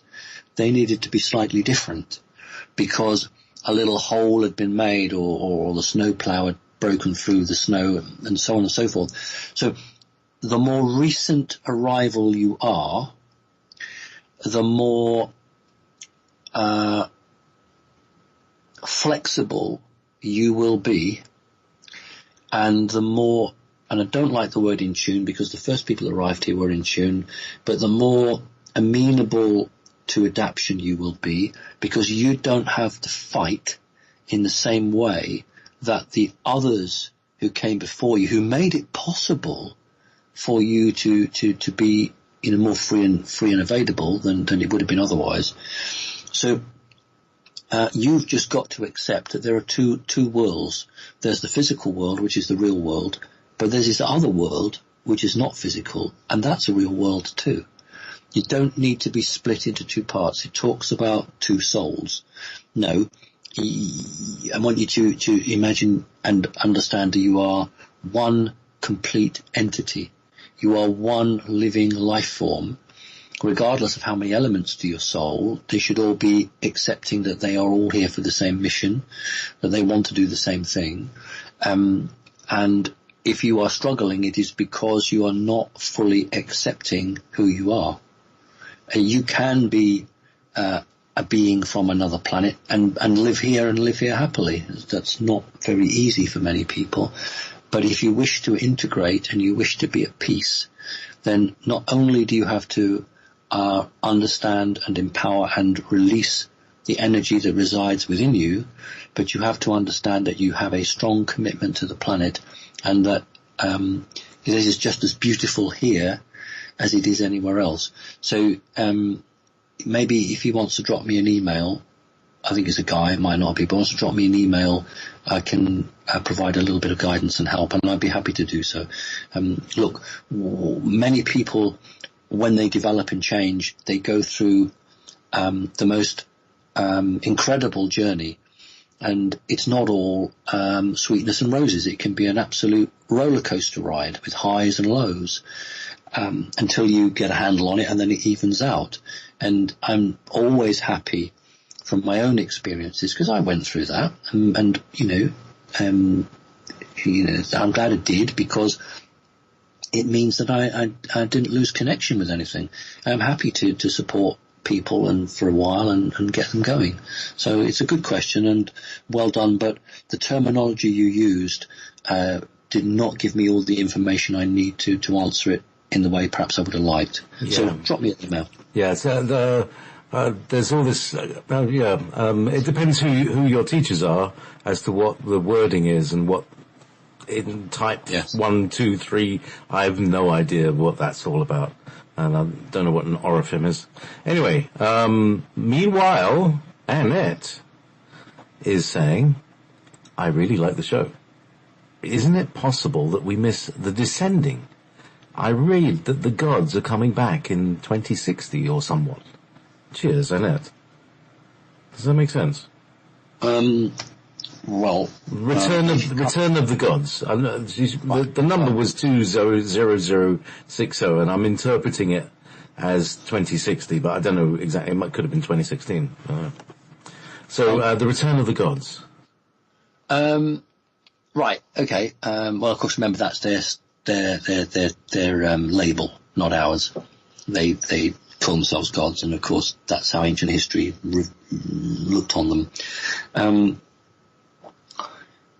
There certainly is scheduled in for a return of something. Now, whether it's a fully automated vehicle of some sort that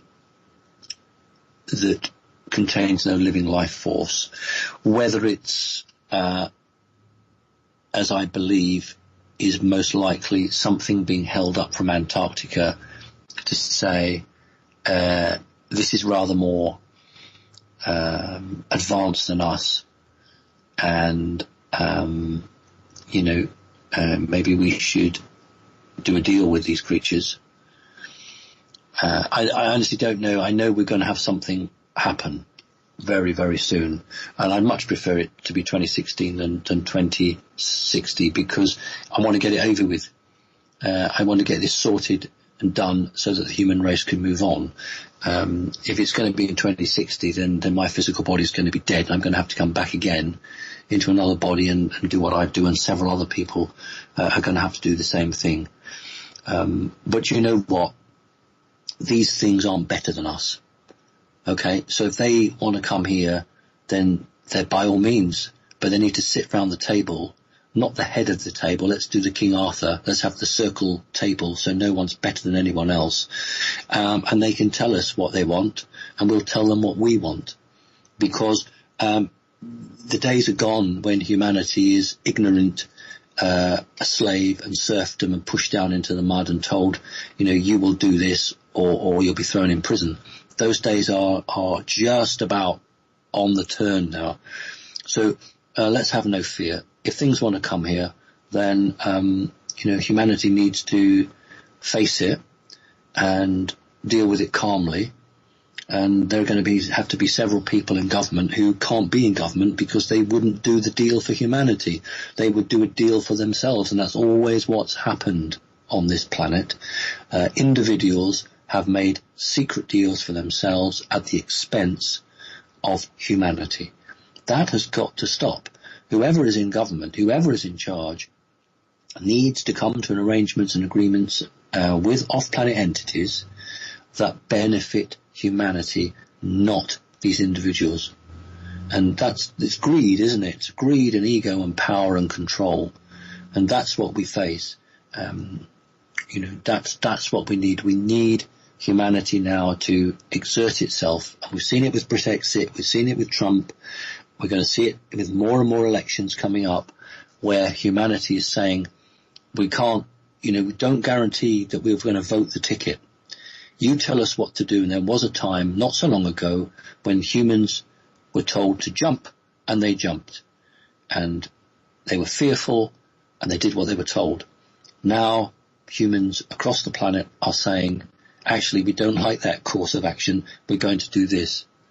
And we're going to have a lot of challenges, lots of things in our face, lots of fear going to be thrown at us. But, the planet has got faith in us, that the planet's going through this ascension process. So if the planet believes in us, then we need to believe in ourselves. That's a really good question. Thank you. Okay, now this is very strange because I've got a question from Charlie Marie D. Okay, so let's just talk about it. I'm a single mum with limited income, but I have a savings account for emergencies. I've been fretting over what to do with the cash so that I will have a way to purchase food or other necessities if the SHTF, the stuff, hits the fan. I have considered gold, dust and junk silver coins or other exchangeable silver. Will coin money like the current dollar coin retain value, or will they be as devalued as paper dollars? I keep looking for a simple answer to what is likely the best investment for this, but I have not gotten a clear one. What would be the best thing for me to buy to have exchangeable currency when a crash or revaluation happens? Please include a reputable dealer. I don't think so. But thank you for helping. That's all. Yeah. You and your work with Lily's mummy from Texas. Okay, well, first of all, anybody who's bringing up a child on their own is a star. It's damned hard enough for two people to bring up children or a child, let alone an individual. So well done you for being strong enough emotionally and capably and providing a family life for your child. Well done to you. I will not advise you directly because I'm not a banker. What I will do is give you information that will hopefully empower you to go away and make those decisions. If you have a stack of gold coins under your bed, you can't eat them. I mean, if you've put away some food, tins of food, bottled water, a method to cook it on, you've got food for a period of time which will see you through, and that's much more useful, frankly. But your question is, I've got some savings, and they're really important to me because I'm a single mother, and I don't have the means to make money really easily.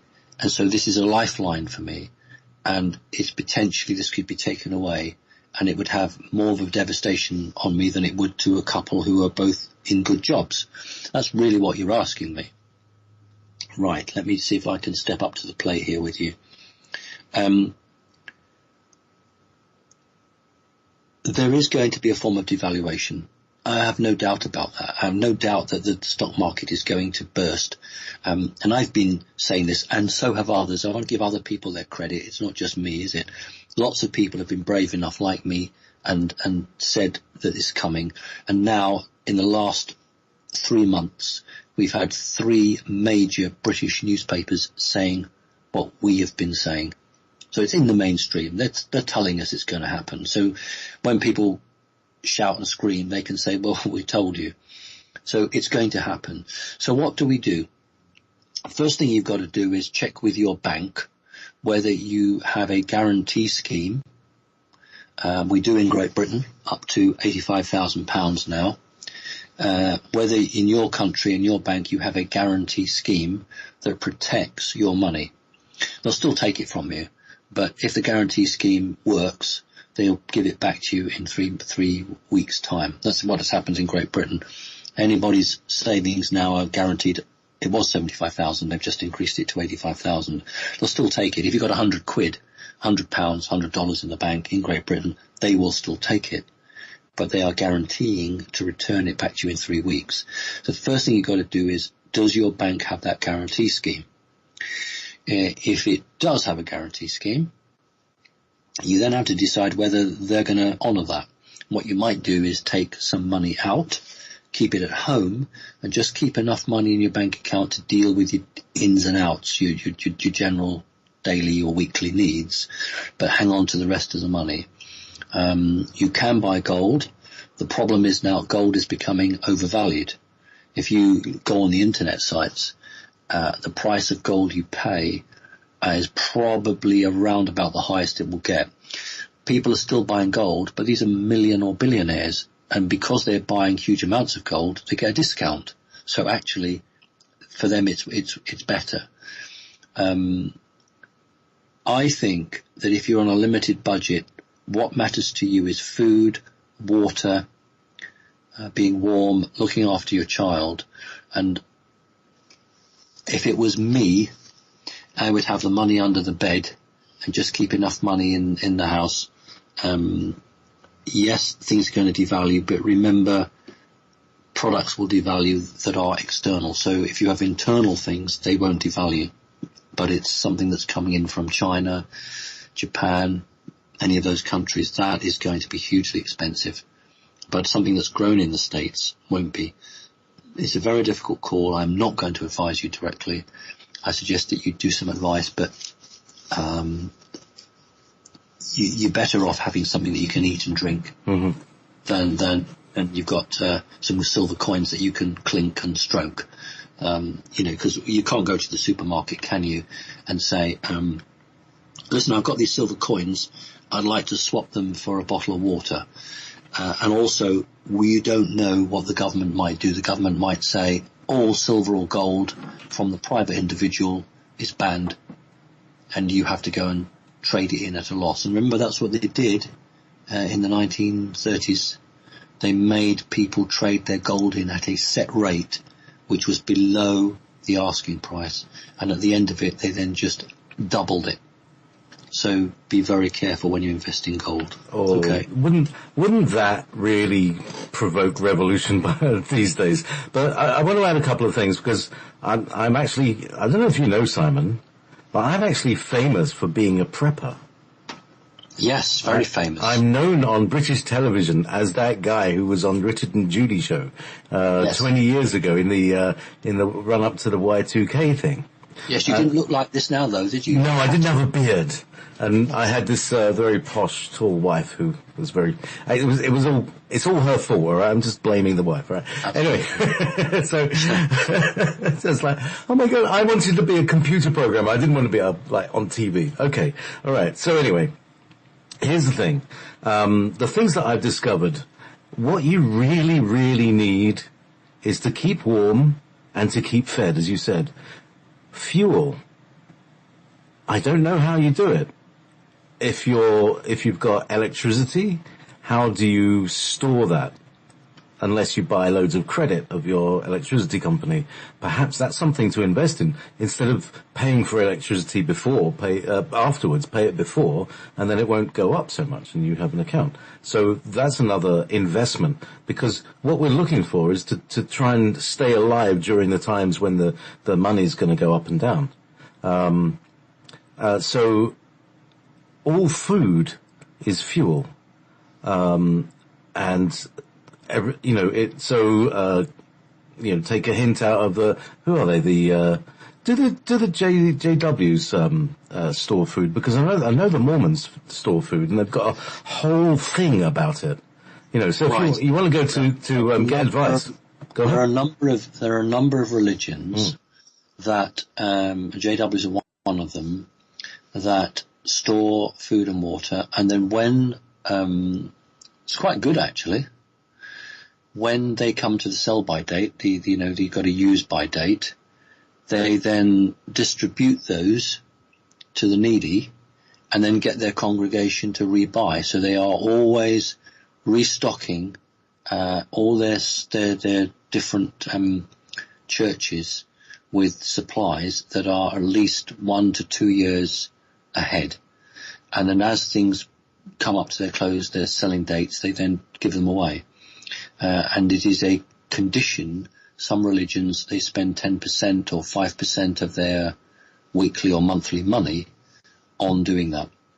And there are quite a number of religions who do that. And you just ask yourself, why do they do that? And they do it because they're more in the know. So the Mormons, the JWs, are more in the know than the Catholic Church at local level.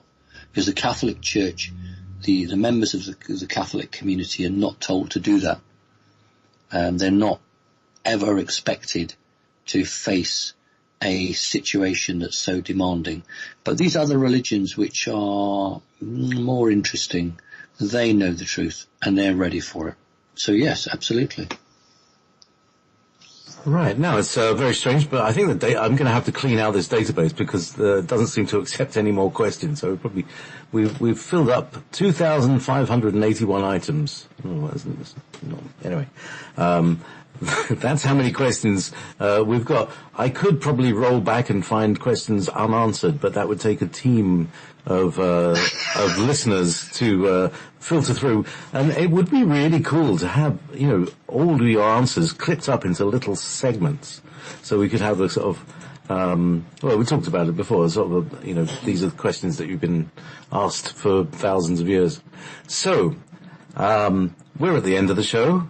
I think it's wonderful that we've gone on to that 2-a-month format, so that this second one is a little less pressured. There are fewer questions, mainly because the thing wasn't working, but but it gave you a chance to do some really in-depth answers, and I really appreciate that, and thank you very much, Simon.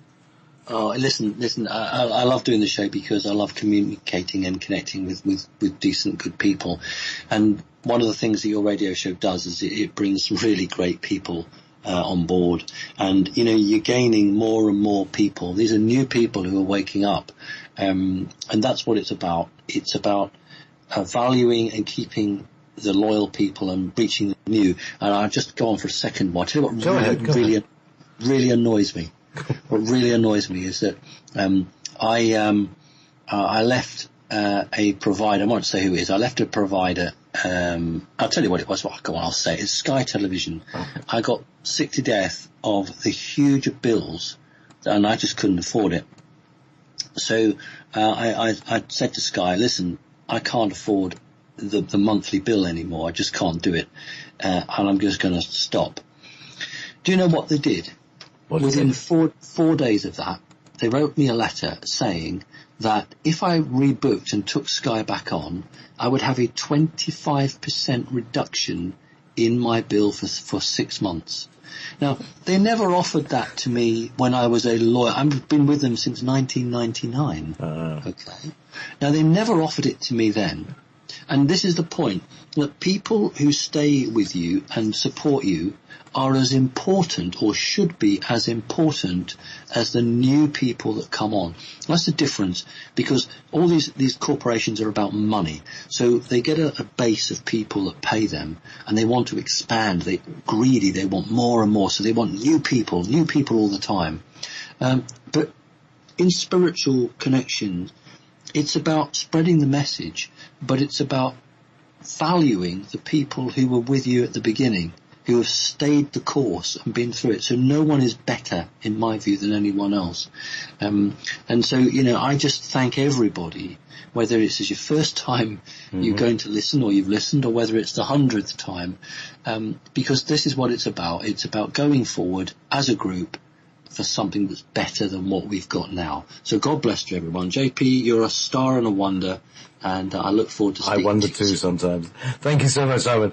Up next is Simon Says with Walton Nancy, and then after that, Ever Beyond. I've got Lisa Harrison. We've got a wolfspirit.tv event going on. We'll have video and stuff from across the planet. Thank you very much, everybody.